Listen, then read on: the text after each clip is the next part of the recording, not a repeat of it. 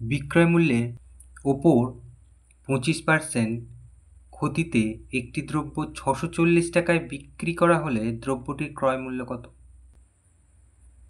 তাহলে এখানে আমরা মনে করি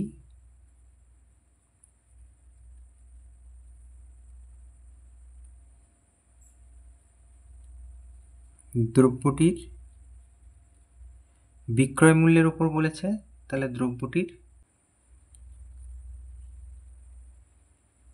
বিক্রয় মূল্য 100 টাকা।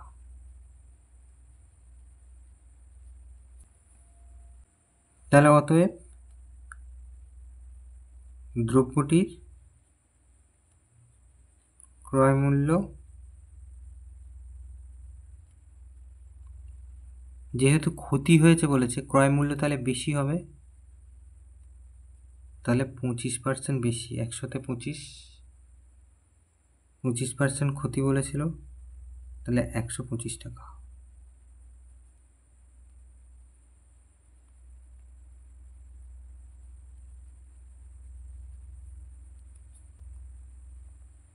তাহলে 125 টাকা যদি ক্রয় মূল্য হয়, তাহলে বিক্রয় মূল্য হচ্ছে 100 টাকা। তাহলে এটা লিখি আমরা, এটা উল্টে লিখব 100 টাকা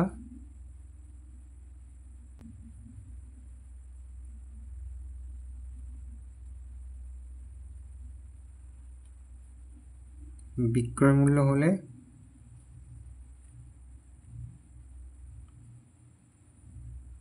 ক্রয় মূল্য হয় 125 টাকা।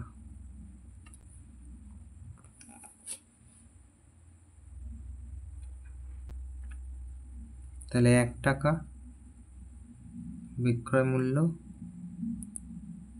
হলে ক্রয় মূল্য হয় 125/100 টাকা। তাহলে এখানে বলেছিল 640 টাকা বিক্রি করা হয়েছে, তাহলে 640 টাকা বিক্রয় মূল্য হলে ক্রয় মূল্য হয় 125 তলায় 100 গুণ 640।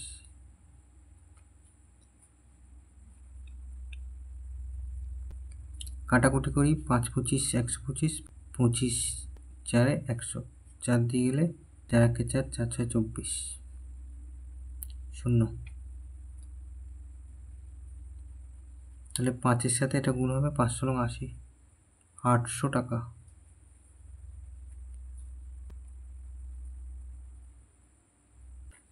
তাহলে অতএব উত্তর পেয়ে গেছি, দ্রব্যটির